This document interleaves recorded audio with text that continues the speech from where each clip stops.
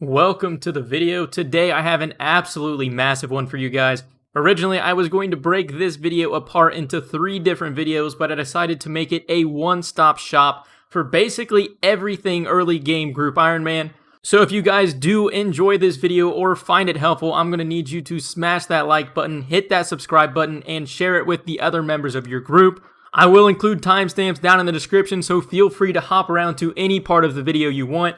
Basically, what's going to be included is what you should do on day 1, how to make early game GP, and then there's also going to be some tips and tricks basically sprinkled throughout the entire thing. First up, let's go ahead and start out with day 1. And this isn't going to be one specific day 1 strategy that you should follow meticulously step by step, and if you happen to forget to pick up this item, your entire day or route is basically ruined. This is really going to be basically general ideas that you can sprinkle into your already good plan, or just something to help you make a plan if you're really unsure what you should do if you're coming back to Group Iron after not playing Old School for a few months. First up, we're going to kick off this video with a tip. And that is, even prior to launch, you can start your Group Ironman account right now and progress it all the way through Tutorial Island. All you have to do is just not exit to the mainland. You can sit right here by the Iron Tutor, and as soon as the update goes live tomorrow morning, you can go ahead and hop back on and just select a Group Ironman with the Ironman Tutor. Then after that, just go ahead and head south and travel over to the node. Now that you've created your Group Ironman and you've traveled to the mainland, one of the best and basically staples on day 1 accounts, whether it's a new Old School account, a new Ironman, or even anything related to the limited time modes, is go ahead and grab your 10K from the Security Stronghold. And the Security Stronghold is located in Barbarian Village, just a little bit west of Varrock. But I do want to go ahead and just cover a couple tips surrounding this. The first one is, once you spawn in Varrock, go ahead and make your way south to the Lumbridge Graveyard. There's an NPC in here by the name of Count Check, who will for one time only teleport you straight to that dungeon I was already at. But for the second tip is, all of these accounts are brand new. Therefore, we do not have Authenticator, and that is a requirement in order to accept the 10K from the Stronghold. So you'll need to go ahead and head over to the Old School homepage and select Enable Authenticator, and after you follow just a few very short and easy steps and get it activated, you'll be able to go ahead and head down the Stronghold and collect your 10K. Once again, if you do create your account ahead of time before the update actually launches, which is what I do recommend, you can get this already done and out of the way and not have to deal with it on day of release. Once you've snagged your 10K from the Stronghold of Security, the next easiest thing to knock out is the Varrock Museum. Go ahead and just climb up the ladder systems, make your way all the way east through Varrock. Once you make it into the museum, which is right here on the map, go ahead and climb down the stairs, talk to Orlando Smith, and then go ahead and answer a few questions at all of the cases around this little basement. If you are playing on RuneLite, it makes this incredibly easy because it answers the questions for you.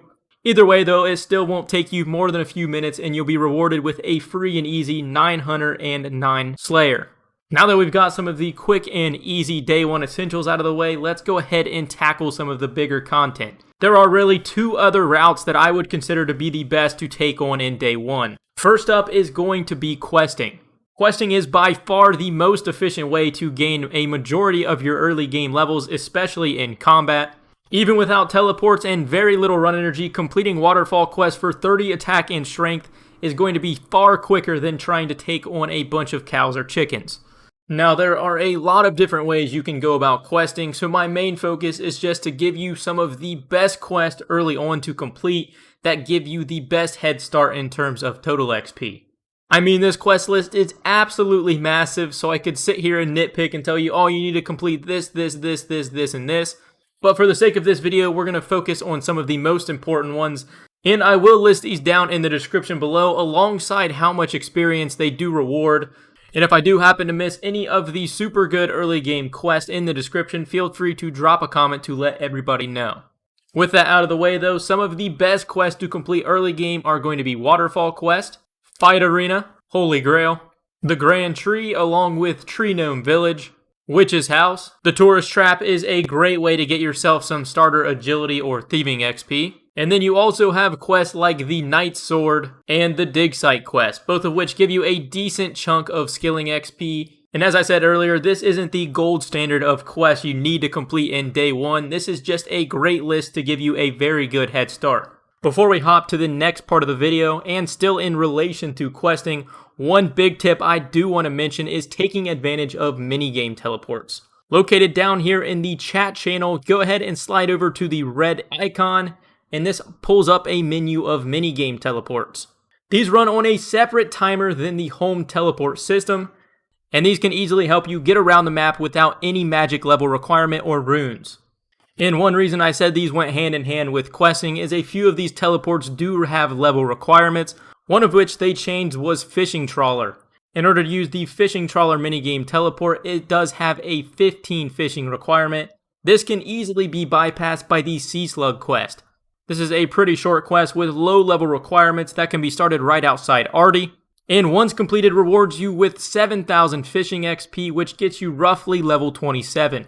Some of the other really beneficial minigame teleports that help you hop around all different parts of the map include the Barbarian Assault teleport, Nightmare Zone, or maybe even Pest Control. And unlike Fishing Trawler, these three teleports don't have a total level requirement, but the requirement they do have is completing a tutorial in that specific location. So if you are ever in the area of any of those activities, go ahead and talk to the guides or the host, crank out their very quick tutorial so that you can then access that minigame teleport. I cannot emphasize taking advantage of these teleports enough. Teleporting is going to be incredibly difficult early on. Not only are you not going to have the magic level, law runes might be pretty difficult to come by, especially if PKers are camping Mage Bank. And on top of that, run energy will not be your friend. Now for the second of the two methods I mentioned earlier that you can take on in day one.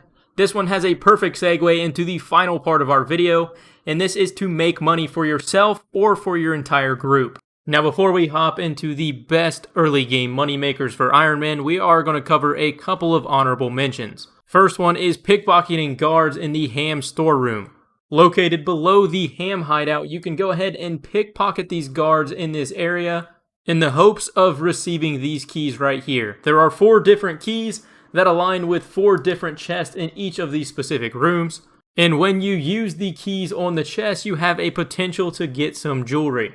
You would then take this jewelry to either a general store or the jewelry store in Port Sarim and sell it for a little bit of GP. Now the requirements for this method are 17 mining, 23 agility, and 23 thieving. On top of that, you also have to have completed at least 4 quests. This method is locked behind the Death to the Dorgeshin quest line, and the reason I have it listed as an honorable mention is because I just don't think it's that good. I don't think the ratio of GP potential is high enough to offset the sheer amount of time it will take to complete all of those quests with very low agility. In addition to that, you also have to consider the fact when your inventory does fill up, it's going to take you time to go sell everything, then come back and continuously do that process. This method does get better with high alch. One thing I will say is a shining light with this method though, is the potential you have to pick up diamond amulets which you can turn into power ammies. Apart from that though, I don't think this is anywhere near the best GP method.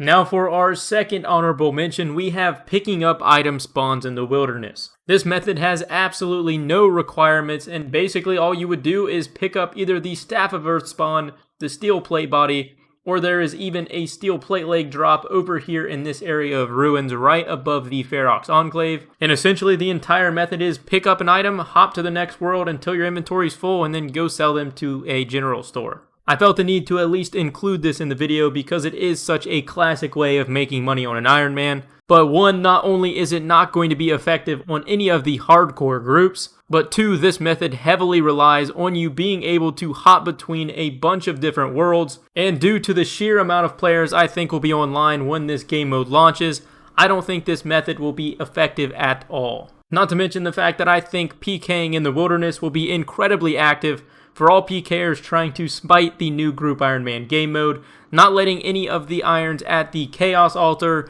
potentially the spawns, among a few other places. Now for the first early game moneymaker I'd recommend is Thieving Silk.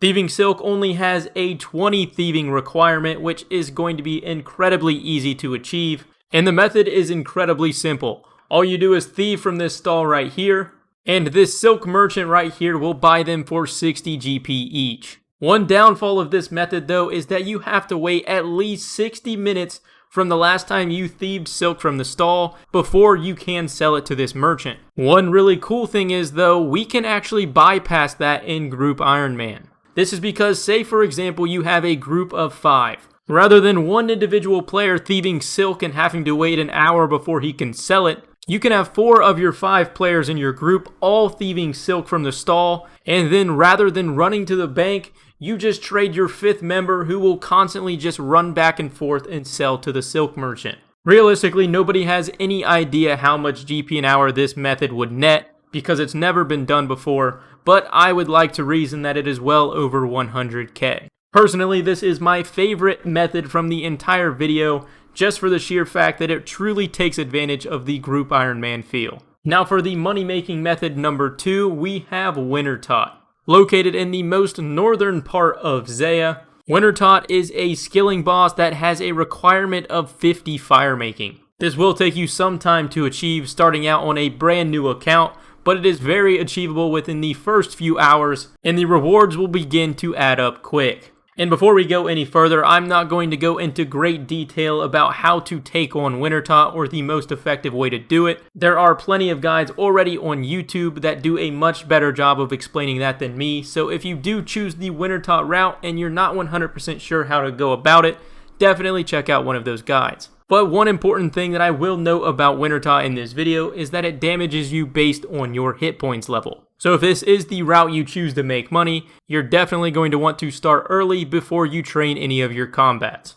One member of my team will be going the Wintertot route because not only is it great GP, but it is also great starter supplies. The Wintertot crates usually contain decent chunks of cash, but even on top of that they contain logs, gems, ores, herbs, and even seeds. And that doesn't even include the Tomb of Fire, which is a unique drop at a rate of 1 in 1,000.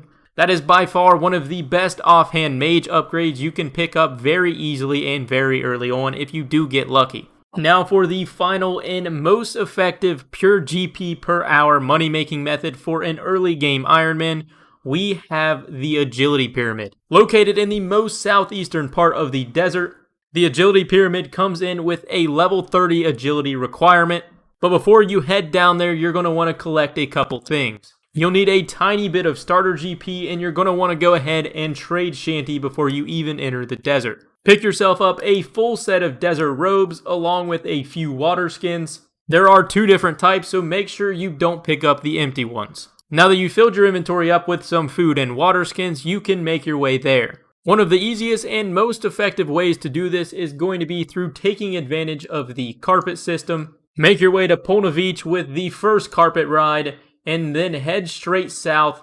And here you have 2 options. You can either spend another 200 GP and travel to Narda, or you can just go ahead and run the rest of the way yourself. Once you've arrived at the pyramid, your job is now just to make it around all of the different obstacles going up the different levels in hopes to make it all the way to the top. Now a couple important things to mention: if you do happen to fail any of these obstacles, you will fall to the next level below where you're at, and you can take a hit up to 10 damage. So if you are a hardcore Ironman or even just a regular group Ironman and you didn't train any combats prior, you're going to want to have at least over 10 HP so you don't get one hit through failing an obstacle. I also want to mention there is an incredibly easy way to get the 30 agility requirement in order to take on the pyramid.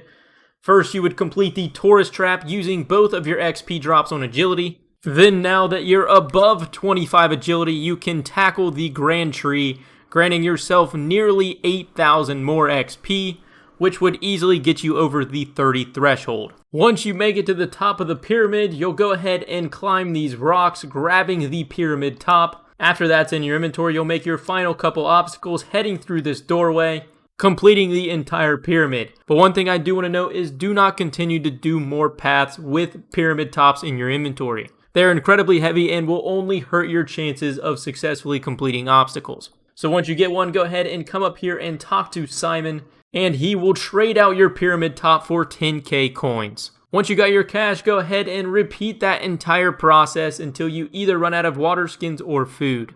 But with that, we're going to end off the video there. I hope you guys enjoyed this video or found it helpful. If you did, make sure you smash that like button, share it with a friend. I hope you guys have a great time playing Group Ironman, and let me know down in the comments below if you're going to use any of the methods in this video.